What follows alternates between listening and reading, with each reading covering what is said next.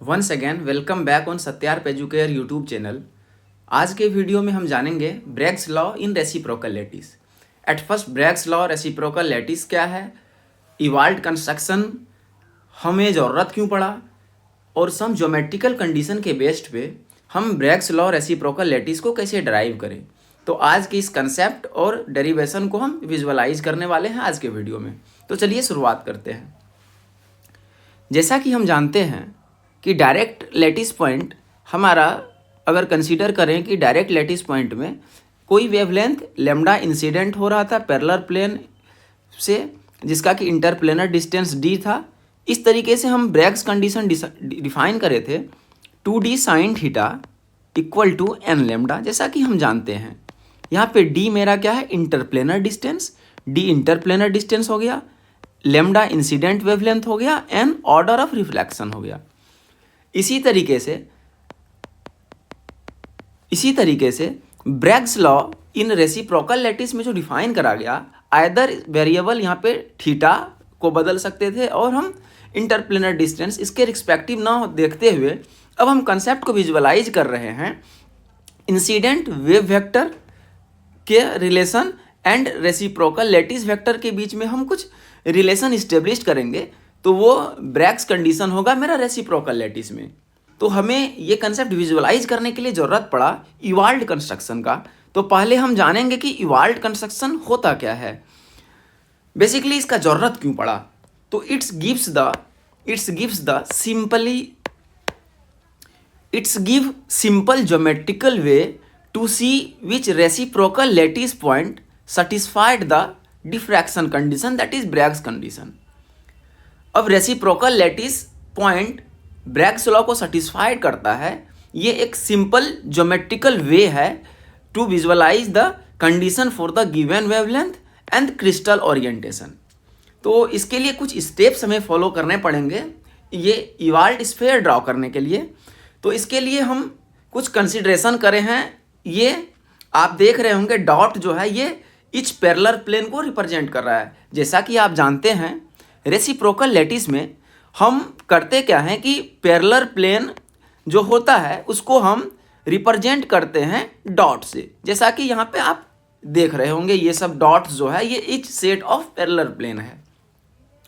अगर हम कुछ पैरेलल प्लेन की बात करें, अगर ये मेरा एच के और एल है इंडिसेस, तो suppose second parallel plane h dash k dash और एल डैश है, तो हम एच डैश के डैश और एल डैश को इन जनरल फॉर्म में हम इंटीग्रल मल्टीपल ऑफ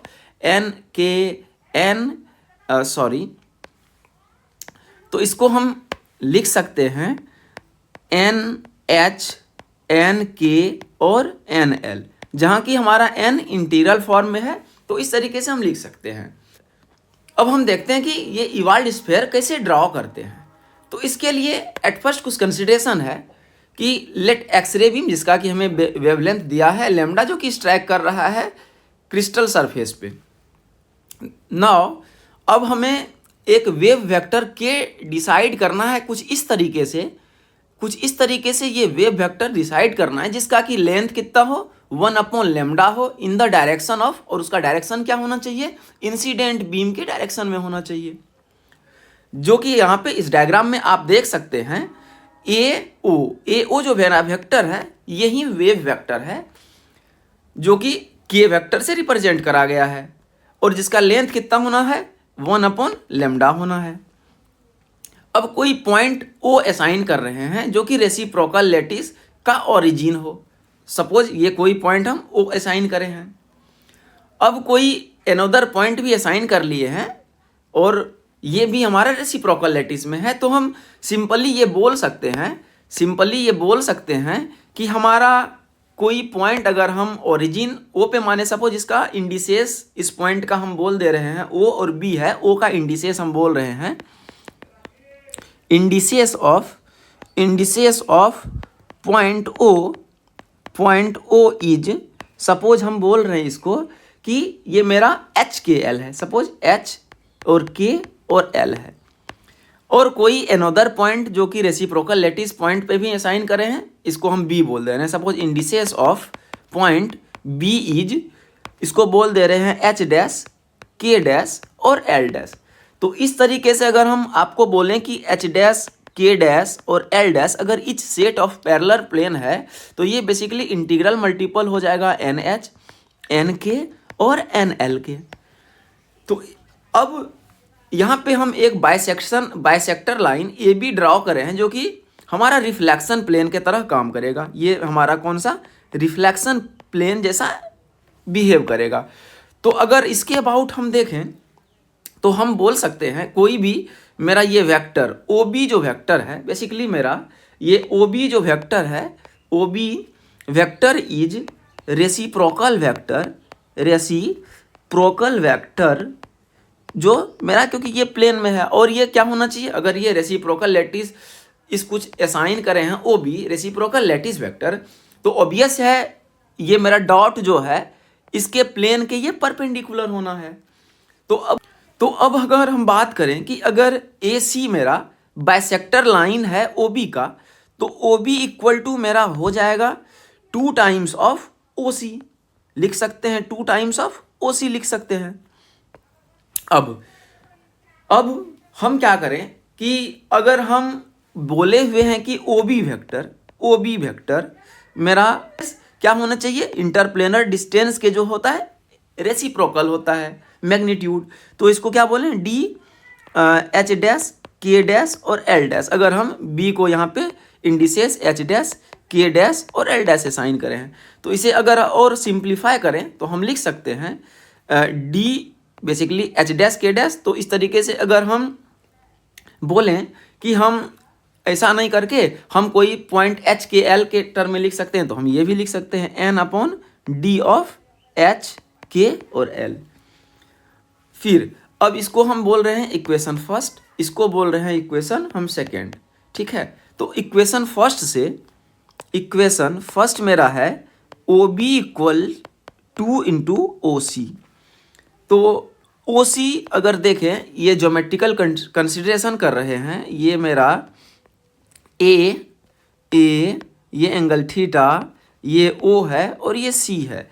तो हम लिख सकते हैं साइन थीटा क्या लिख सकते हैं, साइन थीटा लिख सकते हैं ओ सी, साइन थीटा लिख सकते हैं ओ सी अपॉन ओ ए, और ओ ए बेसिकली मेरा क्या है के वेक्टर। तो इस तरीके से हम लिख सकते हैं ओ सी इक्वल टू ओ ए साइन थीटा, तो इसी तरीके से अगर हम ओ बी वेक्टर की मैग्नीट्यूड की बात करें, ओ बी वेक्टर का मैग्नीट्यूड की बात करें तो लिख सकते हैं 2 ओ सी वेक्टर का मैग्नीट्यूड। इस तरीके से लिख सकते हैं 2 ओ ए वेक्टर का मैग्नीट्यूड और साइन थीटा ये लिख सकते हैं क्या, O B vector equal to, okay. तो ओ बी वेक्टर कहाँ पे आपका, ये ओ बी वेक्टर हो गया। तो इस तरीके से अगर हम फिर से बोलें कि ओ ए वेक्टर को अभी जस्ट कंसीडरेशन क्या करे थे, इसका लेंथ कितना होना चाहिए 1/λ होना चाहिए। तो हम यहाँ पे लिख सकते हैं 2 sine theta into O A को क्या लिख सकते हैं 1/λ, that is 2 sine theta upon λ। या हम ये लिख सकते हैं ओ बी वेक्टर का magnitude equal to 2 sine theta upon λ। इसको इक्वेशन 3 बोल दे रहे हैं, अगर आप देखिएगा इक्वेशन फर्स्ट से आया जो सेकेंड आया इसका मैग्नीट्यूड, तो हम लिख सकते हैं n upon O B equal to क्या लिख सकते हैं n upon d h k l equal to 2 sine theta upon λ। तो इस तरीके से अगर हम देखें तो लिख सकते हैं 2 d h k l sine theta equal to n λ। तो इस रेसिप्रोकल लैटिस वेक्टर में हम देख लिए कि ब्रैग्स लॉ कंडीशन हम ड्राइव कर दिए in the basis of some geometrical condition. अब हमें जानना है कि रेसिप्रोकल लैटिस वेक्टर में ब्रैग्स कंडीशन क्या हो, थीटा का इन्वॉल्वमेंट ना हो और क्या इंटरप्लेनर डिस्टेंस का इन्वॉल्वमेंट ना हो, बस हम वेक्टर फॉर्म में रिप्रेजेंट करना चाह रहे हैं। तो इसके लिए हमें अब इवाल्व कंस्ट्रक्शन का थोड़ा सा मैग्नीफाइड इमेज हम थोड़ा सा ड्रॉ करने का प्रयास करते हैं। तो चलिए जानते हैं मैग्नीफाइड इवाल्व कंस्ट्रक्शन से हम कैसे हम कोरिलेट कर सकते हैं वेव वेक्टर को। तो बेसिकली क्या होता है, magnified evolve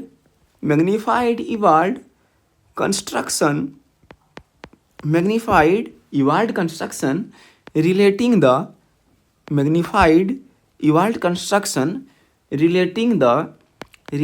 the reciprocal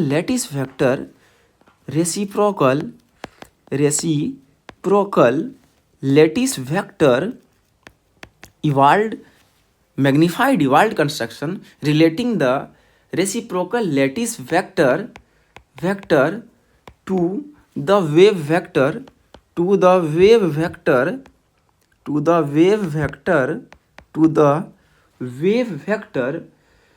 of the incident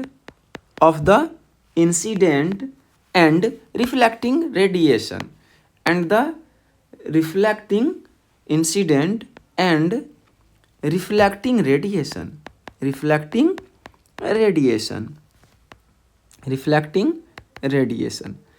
magnified evolve construction में हम रिलेशन इस्टेब्लिश करते हैं इंसिडेंट एंड रिफ्लेक्टिंग रेडिएशन जो वेव वेक्टर होता है उसके रिगार्डिंग। चलिए अगर हम यहाँ कंस्ट्रक्शन करें तो एक हम सपोज इवाल्व स्फीयर बना ले रहे हैं। सपोज इवाल्व स्फीयर मेरा है, अब इसमें हम कुछ वेव वेक्टर ड्रॉ करते हैं। चलिए कुछ वेव वेक्टर ड्रॉ करते हैं। सपोज हम इंसिडेंट वेव वेक्टर कुछ इस डायरेक्शन में साइन करे हैं और कुछ रिफ्लेक्शन वेक्टर, और यहाँ पे हम ओरिजिन माने हुए हैं ओ डैश, एंड ये मेरा जो है रेसिप्रोकल लैटिस वेक्टर जी वेक्टर है मेरा, और ये मेरा के वेक्टर है, और इसको हम ए डैश बोले हुए हैं क्योंकि ए असाइन कर लिए थे वहाँ पे, तो इसको हम ए डैश असाइन कर रहे हैं, बी डैश यहाँ पे असाइन कर रहे हैं।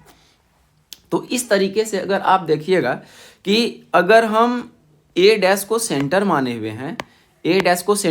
हुए हैं, और के वेक्टर और यहाँ पे के डैश वेक्टर है, अगर हम के वेक्टर का मैग्नीट्यूड की बात करें और के डैश वेक्टर की मैग्नीट्यूड की बात करें तो ये तो होना है 1/λ के ही इक्वल।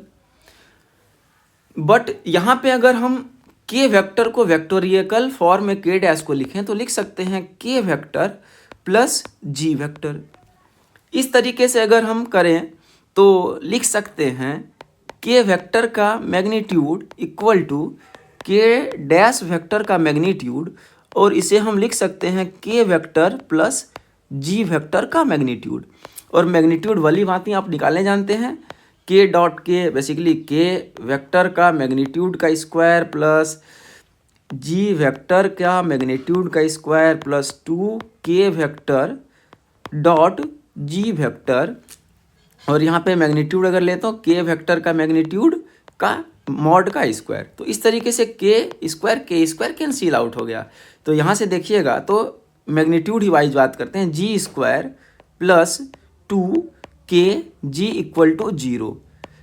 तो इस तरीके से अगर हम ये देखें तो ये मेरा कंडीशन जो डराइव हुआ है इसको क्या बोलते हैं, vector form of Bragg's law. क्या बोलेंगे इसको, वेक्टर फॉर्म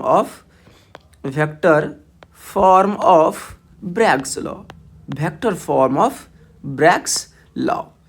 तो इस तरीके से आप देखे होंगे कि फर्स्ट में हम जानते थे Bragg's law direct lattice 2D sine theta equal to n lambda, but यहाँ पे ना हम वेक्टोरिकली फॉर्म में देखे जहाँ पे जी मेरा और के वेक्टर इंसिडेंट वेव वेक्टर और जी रेसिप्रोकल लैटिस वेक्टर के टर्म में हम ब्रैग्स लॉ का कंडीशन डराइव करें यहाँ पे।